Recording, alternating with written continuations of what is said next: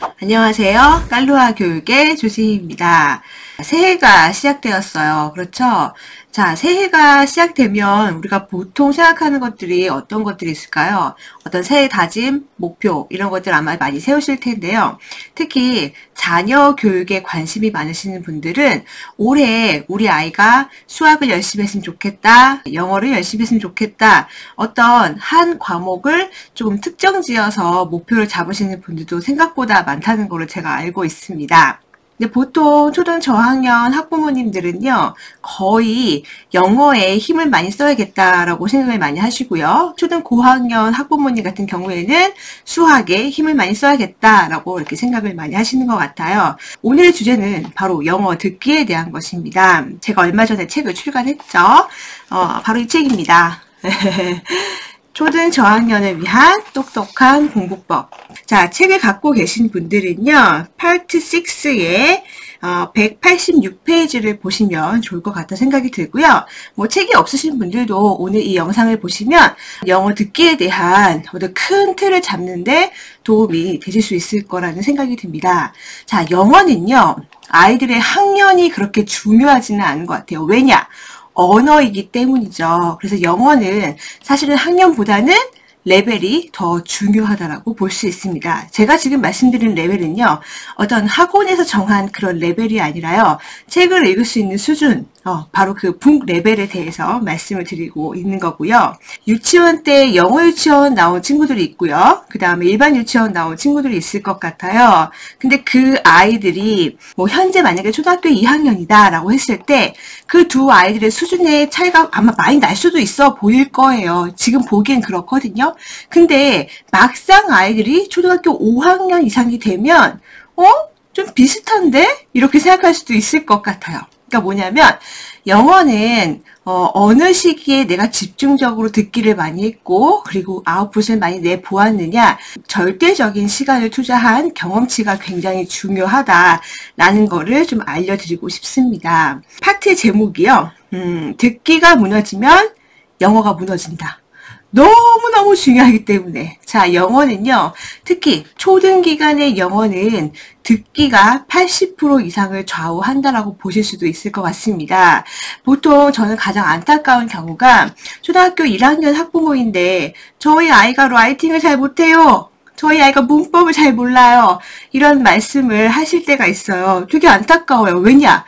못 쓰는 게 당연합니다. 물론 잘 쓰는 아이들도 있어요. 하지만 잘 쓴다고 해도 몇 학년 수준? 1학년 수준. 조금 더 잘 쓴다고 하면 3, 4학년 수준까지 쓸 수 있겠죠. 1학년이. 하지만 1학년이 5, 6학년 정도 되는 아이들의 라이팅까지는 쓰기는 굉장히 어렵습니다. 왜 그럴까요? 바로 정서적인 수준 때문이죠. 오늘 이 파트 얘기를 왜 했느냐? 초등 되면요, 어머니들이 보통 영어 책 읽기에 굉장히 중심을 많이 두세요.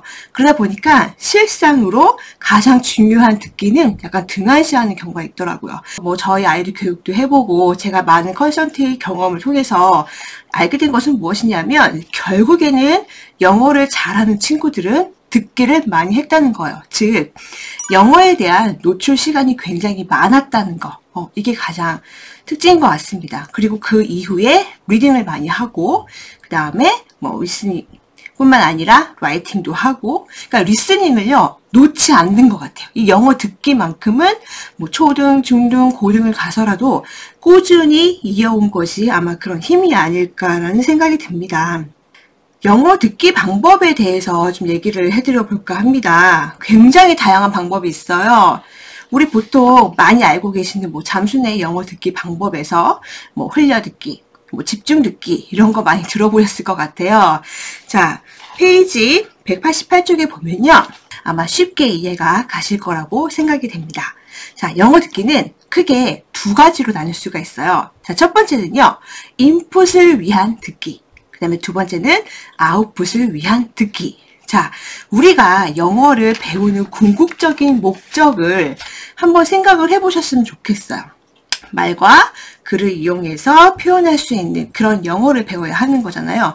결국에는 아웃풋을 낼 수 있는 표현 영어를 배워야 한다는 것입니다. 자, 그렇기 때문에 우리가 초등 때에는 인풋을 위한 듣기를 집중적으로 하다가 초등 고학년 이후부터는 아웃풋을 위한 집중적인 듣기를 하면 너무 좋겠다라고 보실 수가 있을 것 같아요. 가장 큰 목표를 이렇게 두 가지로 보시면 돼요. 그래서 꼭 학년별로 구분할 필요는 없지만 아이들이 어릴수록 아웃풋보다는 인풋에 중심을 두어야 된다. 이것을 꼭 기억하셨으면 좋겠다는 생각이 들고요. 초등학교 4학년 이후부터는 아웃풋도 위한 듣기도 필요하다. 언제까지 인풋만 할 수 없어요. 왜냐하면 4학년 이후부터는 아이들이 영어를 배운 것만큼 내가 이것을 표현을 해낼 줄 알아야 합니다. 학원 레벨 테스트 같은 거 보잖아요. 그러면 이제 그런 얘기 많이 하세요. 저희 아이는 영어 흘려듣기도 많이 하고 영어 DVD 많이 보고 뭔가를 많이 들어요. 그리고 집중 듣기도 많이 해요. 그런데 리스닝 문제를 풀어보다 보면 이게 뭐지? 이게 뭘 의미하지? 이런 경우가 많다는 얘기죠. 그거 왜 그랬냐면 그냥 잘 알아듣지도 못하는데 그냥 계속 듣기만 한 거예요. 그러다 보면은 인풋은 됐지만 소리에는 익숙해졌지만 정확한 뜻은 아이가 이해를 하지 못했다라고 보실 수가 있을 것 같습니다. 어휘라든지 아니면 문법적인 문제라든지 들어서 이해하는 능력이 조금 부족할 수 있다라고 보실 수가 있겠죠. 인풋을 위한 듣기에는 크게 두 가지로 나눌 수가 있어요. 흘려듣기와 집중듣기, 이 두 가지로 나눌 수가 있거든요. 자, 흘려듣기는요, 말 그대로 정말 자연스럽게 영어 소리에 노출이 된다라고 보실 수가 있을 것 같아요. 팝송을 듣는다든지, 영어 동요를 듣는다든지, 또는 영어책 읽어주는 영어 동화를 듣는다든지, 또는 DVD를 본다든지 이런 것들이 다 포함이 되는 거거든요. 자, 그런데 아이들이 전혀 그림도 영상도 없이 그냥 듣기만 해요. 그러면 사실 이거는 소기의 경읽기가 될 수가 있고요. 또는 아이의 수준에 맞지 않는 너무 어려운 것을 계속 들어요. 그것도 역시 아이들 귀에는 잘 들리지 않을 수 있어요. 이왕이면은 크게 두 가지로 나눌 수가 있을 것 같아요. 첫 번째 방법은 음원을 듣는 방법이죠. CD 플레이어, MP3 플레이어로 활용하시는 방법, 세이펜 같은 것도 요즘 많이 들으실 것 같은데요. 이 음원을 들을 때는요, 좀 효과적으로 하시려면 아이가 처음 듣는 소리를 그냥 계속 노출시키는 게 아니라 아이가 평소에 보는 그림책 음원을 듣는다든지 또는 아이가 평소에 좋아했던 그런 영상을 듣는다든지 이런 식으로 하시는 거를 가장 추천드리고요. 저는 흘려듣기 중에 가장 훌륭한 아웃풋으로 이끌어낼 수 있는 그런 인풋의 방법으로 하나가 바로 무엇이냐면 영상 시청하는 방법이에요. 왜냐하면 동영상을 통해서 이 인물들이 또는 그런 사건 그 다음에 그런 배경들을 내가 잘은 모르지만 이런 화면을 통해서 지금 저게 어떤 상황이라는 거를 아이들이 이해를 할 수가 있거든요. 익숙해진다는 얘기죠. 그래서 제가 많이 쓰는 방법은 오전에 한 30분 정도 아이가 영어 DVD 같은 거 또는 영어 영상, 애니메이션, 관심사 등 이런 것들을 좀 보게 합니다. 보게 하고요. 그 다음에 아이들이 놀 때 아니면 차에서 소리만 들려주는 거예요. 반복해서 하는 거죠. 그러면 아이들이 소리 듣다 보면 이거 내가 오늘 아침에 봤던 바로 그 영상인데 하면서 조금 친근감을 느끼게 돼요. 네. 저는 되게 좋은 방법이라고 생각이 들고요. 초등 만약에 고학년 아이인데 이런 흘려듣기를 많이 안 해봤다라고 한다면 본인의 관심사에 따라서 그런 영상을 유튜브에서 보여주는 것도 저는 좋은 방법이라는 생각이 듭니다. 그리고 요즘 넷플릭스가 너무 잘 되어 있죠. 넷플릭스에서 다큐멘터리도 좋고요. 드라마, 그 다음에 애니메이션 이런 것들 보시면 좋겠다는 생각이 들어요. 그래서 흘려듣기는 어떻게 보면 영어 듣기에서 가장 쉽게 접할 수 있는 방법이고요. 어머니들께서 조금만 신경 쓰시면 정말 매일 할 수 있다는 게 가장 큰 장점인 것 같습니다. 자, 그 다음에 인풋을 위한 이제 집중 듣기. 집중 듣기에는 크게 두 가지가 있습니다. 그림 집중 듣기가 있고요. 말 그대로 정말 집중 듣기가 있는데 이것을 잘 이해를 못 하시는 분들이 있어서 제가 잠깐 설명을 드려볼게요. 영어들을 잘 읽지는 못하는데 그림으로 들어서 이해를 하는 친구들이 꽤 많은 것으로 알고 있어요. 이 책을 예로 들어볼게요. 제목은 Have you seen my duckling?입니다. 그래서 아이들이 어떻게 하느냐, 아이들이 여기 나와 있는 이 영어를 읽지는 못해요. 이 영어를 읽지는 못하는데 지금 이 소리를 듣고 지금 이 장면이다. 그리고 띠링 하고 소리가 나겠죠. 보통 다음 페이지 넘어갔을 때 지금은 이 장면이다. 이런 식으로 내가 영어는 정확하게 잘 읽지는 못하지만 이 그림의 스토리를 통해서 지금 이 장면을 얘기를 하는 거구나, 뭐 이런 식으로 아이들이 찾을 수가 있다는 얘기예요. 그래서 그림을 보면서 자연스럽게 소리에 맞춰서 스토리에 맞게끔 넘겨가는 거를 우리가 그림 집중 듣기라고 많이 하죠. 그래서 보통 이 그림 집중 듣기는요, 그림이 중요한 거예요. 그렇기 때문에 우리가 영어 그림책이라든지 또는 영어 리더스북 같은 경우 그때 많이 하실 수가 있을 것 같습니다. 즉 아이가 영어를 잘 읽을 수 없을 때 많이 활용할 수 있다고 저는 생각이 들고요. 자, 집중 듣기는 뭐냐면은 우리가 글과 소리를 일치시켜 가면서 듣는 것을 얘기합니다. 보통 이런 집중 듣기를 할 때는요, 리더스북을 시작할 때부터 하셔도 됩니다. 그런데 제가 권하는 그런 책의 레벨은요, 사실은 초기 챕터북 이후를 조금 더 권하고 있어요. 그래야 조금 더 아이들이 좀 익숙하고 지치지 않고 재미있게 할 수 있다는 생각이 들거든요. 예를 들어서 이런 챕터북을 할 때 소리에 맞춰서, 음원에 맞춰서 이렇게 읽어줄 때 손으로 따라서 이렇게 소리와 글을 일치시켜가면서 보는 거죠. 어떻게 보면 굉장히 자연스럽게 정독으로 이어질 수가 있다는 거예요. 그리고 여러분도 많이 아시다시피 책은요, 내가 혼자 보는 것보다 누군가 들려줬을 때 이해가 조금 더 잘 되는 경우가 있거든요. 저는 특히 영어는 더 그렇다고 생각이 들어요. 그리고 영어 같은 경우에는 내가 눈으로 봤을 때랑 소리로 들었을 때 어떤 차이가 있냐면, 이 텍스트를 소리로 들으면서 내가 책을 보면요, 이런 발음 같은 것들도, 특히 연음이라든지 이런 것들도 조금 더 이거 이렇게 읽는 거구나, 이런 것들 좀 자연스럽게 알 수 있게 되는 그런 장점이 있는 것 같더라고요. 단순히 파인스를 떼고 영어를 읽을 수 있다고 하더라도 내가 알고 있는 그냥 발음대로 읽어버리면 그냥 그 발음 그대로가 고착화돼 버려요. 그 나중에 내가 들었을 때 텍스트는 볼 수 있는데, 읽을 수는 있는데, 이거를 만약에 소리로 들으면 이게 무슨 말이지? 이거 무슨 단어를 말하는 건지를 모를 수가 있다는 거죠. 그렇기 때문에 이 집중 듣기 같은 경우는 저는 되게 중요하다는 생각이 들어요. 그리고 바로 그 인풋을 위한 듣기에 아마 꽂히지 않을까라는 생각이 듭니다. 그래서 집중 듣기만큼은 전 투자를 많이 했으면 좋겠다는 생각이 들어요. 매일 하기 어렵다면 아이가 시간이 있을 때 일주일에 2번이나 3번 정도 하는 거 굉장히 좋은 방법이고요. 만약에 그 시간도 안 되면 저는 주말 오전을 이용하셔도 좋겠다라는 생각이 듭니다. 자, 그 다음 이제 본격적인 아웃풋을 위한 듣기를 하는 방법에 대해서 얘기를 해드릴게요. 많은 분들이 이제 인풋을 위한 듣기는 많이 들어보셨어요. 많이 해보기도 했고 계속 들려줘요. 저는 저희 아이에게 영어 많이 들려줍니다 라고 많이 합니다. 근데 막상 아웃풋을 위한 듣기를 하시냐고 물어보면 그렇지 않은 경우가 굉장히 많아요. 왜냐? 확인이 귀찮기 때문이에요. 자, 아웃풋을 위한 듣기를 2가지로 나눌 수가 있습니다. 바로 무엇이냐면 듣고 따라하기, 그 다음에 듣고 받아쓰기, 이렇게 크게 2가지로 나눌 수가 있을 것 같아요. 자, 듣고 따라하기. 이 방법에는요, 또 2가지로 나눌 수가 있는데 바로 에코잉과 쉐도잉으로 나눌 수가 있습니다. 에코잉은 뭐예요? 메아리처럼.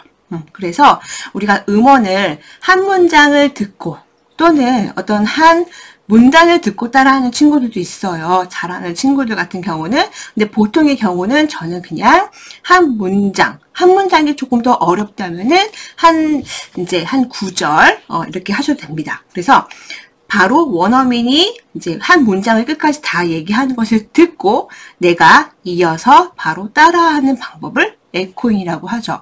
저는 초등학생 아이들이 이 과정을 많이 했으면 좋겠다는 생각이 들어요. 이때 중요한 게 뭐냐면요. 발음도 중요하지만 인토네이션이 되게 중요하다라고 생각할 수가 있을 것 같습니다. 잘 생각을 해보면서 그런 연음 같은 것들도 내 귀를 열고 똑같이 따라해보면 좋겠다. 내가 원어민처럼 따라할 수 있다면요. 바로 그만큼 들을 수 있다는 것과 똑같습니다. 자, 그 다음에 쉐도잉. 쉐도잉은 아마 영어에 관심 많으신 분들은 아마 학창시절 또는 취업 준비하면서 많이 해보시지 않았을 방법이 아닐까라는 생각이 듭니다. 그리고 이제 영어 공부 독학해서 성공하신 분들이 쉐도잉을 통해서 굉장히 실력이 많이 늘었다라고 하는데, 쉐도잉은요, 케이스 바이 케이스라고 저는 생각해요. 이게 맞는 분들도 있고 맞지 않는 부분도 있는데, 저는 초등학생의 경우는 사실 쉐도잉보다는 에코잉을 조금 더 권장해 드리는 방법이고요. 쉐도잉 같은 경우에는 어떤 친구들에게 적합하냐면 영어를 좀 오랜 기간 접한 친구들, 그래서 원어민이 말하는 그 부분을 정말 그림자처럼 바로바로 따라하는, 듣자마자 바로바로 따라하는 거죠. 그래서 목표가 뭐죠? 이 내가 텍스트를 보고 원어민과 동시에 그 속도에 맞춰서 쭈루루루룩 이렇게 읽을 수 있을 때까지, 또는 내가 그 문장을 다 외워버려서 원어민과 동일한 속도로 쭈루룩 말할 수 있을 때까지 연습을 한다라고 하는데, 초등학생 아이들이 여기까지는 되게 힘듭니다. 사실은 되게 힘든 부분이고, 그리고 영어가 익숙하지 않은 아이들은요, 이 원어민 발음을 좀 정확하게 끝까지 듣고 따라 해야 되는데, 자칫 이 쉐도잉을 한다고 해서 듣고 따라 하다가 놓쳐버려요. 그리고 정확하게 말하기 좀 어렵고 그런 상황이 올 수가 있거든요. 그렇기 때문에 쉐도잉보다는 에코잉을 조금 더 권장드리는 편입니다. 그러니까 예를 들어서 정말 원어민이 이야기하는 것을 끝까지 듣고 그 다음에 천천히 따라해보는 거죠. 자, 근데 만약에 문장을 따라하기 어렵다면요, 어휘를 듣고 따라하는 것도 저는 좋은 방법인 것 같아요. 그 단어를 정확하게 읽는 방법을 잘 듣고 내가 그 단어를 읽을 수 있다면 영어 공부하는데 굉장히 도움이 많이 될 거라고 생각이 듭니다. 자, 아웃풋을 위한 듣기의 꽃은요, 바로 여기입니다. 듣고 받아쓰기. 우리가 딕테이션이라고 얘기하는 부분, 여기에서 봤을 때 실은 내가 듣고 그대로 받아 적을 수만 있다면 정말 완벽하게 내가 듣기를 공부할 수 있지 않을까라는 생각이 들 수 있을 것 같습니다. 이거는 사실 저학년에게는 아주 그렇게 적합한 방법은 아니에요. 오히려 초등 고학년 아이들에게 적합한 방법일 수 있고요. 그럼 저학년 아이들은 어떻게 선택을 하셔야 되냐면, 우리 이제 듣고 받아쓰기 하는 그런 문제집들 있죠. 이런 문제집들을 봤을 때 중간에 빈칸이 있어요. 그럼 듣고 빈칸을 먼저 채우는 그런 연습을 하시면 좋을 것 같다는 생각이 듭니다. 듣고 받아쓰기에 좋은 교재가요, 194쪽에 추천을 하나 드렸어요. 바로 브릭스 리스닝이라는 교재인데요. 아이들 레벨에 따라서 굉장히 교재가 다양하게 구성되어 있어요. 그래서 내 아이에 맞는 교재를 찾을 수 있다는 게 가장 큰 장점이고요. 빈칸을 내가 듣고 채우는 이제 그런 연습부터가 시작이 되겠죠. 그런데 이게 자꾸 하다 보면요, 아이들의 요령이 생겨요. 뭐냐면 처음부터 집중해서 듣는 게 아니라 빈칸을 열심히 보고요, 그 빈칸을 굉장히 집중해서 들으려고 한다는 거죠. 그러다 보면 자꾸 빈칸 채우는 데만 급급할 수가 있어요. 그러니까 실은 나중에 아이가 이제 실력이 조금 쌓이면 이렇게 부분 받아쓰기가 아니라 전체를 받아쓰기를 하는 연습을 하는 것도 필요하다. 즉, 한 문장을 듣고 한 문장을 내가 듣고 받아쓰기를 해보는 거죠. 다 그 딕테이션을 해보고요. 또 한 문장을 듣고 한 문장 전체를 딕테이션을 해봅니다. 들릴 때까지 내가 듣는 대로 써보는데, 이때 스펠링까지 완벽해야 된다는 그런 강박은 없었으면 좋겠어요. 스펠링 조금 틀릴 수 있죠. 그건 다시 공부를 하면 됩니다. 중요한 건 뭐냐면 내가 잘 알아들을 수 있었느냐가 굉장히 중요한 거죠. 특히 연음 같은 거 틀리는 경우 되게 많거든요. 그리고 뭐 우리나라에 없는 관사 같은 경우, 이런 것도 좀 빼먹는 경우도 있어요. 그래서 듣고 받아쓰기를 하다 보면은 내가 어떤 부분이 잘 들리고 어떤 부분을 잘 못 들었는지 파악이 되기 때문에 본인의 실력을 잘 알 수 있게 된다는 가장 큰 장점이 있습니다. 자, 초등 영어의 핵심은요, 듣기 훈련에 있어요. 그래서 꾸준히 영어를 하더라도 듣기가 무너지면 영어 실력은 생각보다 쑥쑥 올라가기 어려워요. 만약에 현재 내 아이가 영어 실력이 정체되어 있는 것 같은 느낌이 든다면 영어 듣기를 먼저 우선적으로 점검해 보시길 바랍니다. 그래서 방학이 되었을 때, 이때에는 좀 시간이 많잖아요. 내가 어떤 목표를 두고 영어 듣기를 할 것인지 좀 결정을 해보셔도 좋을 것 같아요. 아니면 평소에도 저는 이런 방법을 많이 쓰는데요. 그러니까 아이들이 월화수목금은 학교를 다니고요. 이제 주말엔 쉬잖아요. 그러면은 월화수목금은 인풋을 위한 듣기를 한다면 주말에는 아웃풋을 위한 듣기를 한다든지 이런 식으로 시간 배분을 하셔도 좋겠다는 생각이 들어요. 그래서 아이들이 평소에 하루에 30분에서 1시간 정도는 영어 듣기에 할애를 할 수 있는 시간을 제공해 주시면 좋겠다라는 생각이 듭니다. 가장 중요한 것은요, 어떤 듣기 교재를 뭐 따로 사야 되거나 이런 것보다는 평소에 보는 교재, 그리고 학원을 다니는 친구들은 학원 교재를 이용해서 듣기 연습을 많이 해봤으면 좋겠고요. 그리고 학원에서 좀 높은 레벨에 있는 친구들은 학원 교재를 가지고 듣고 받아쓰기까지 하는 연습까지 하시면 아이들 듣기 무너지지 않고 아마 열심히 할 수 있을 것 같습니다. 오늘은 여기까지 말씀드리겠습니다. 감사합니다.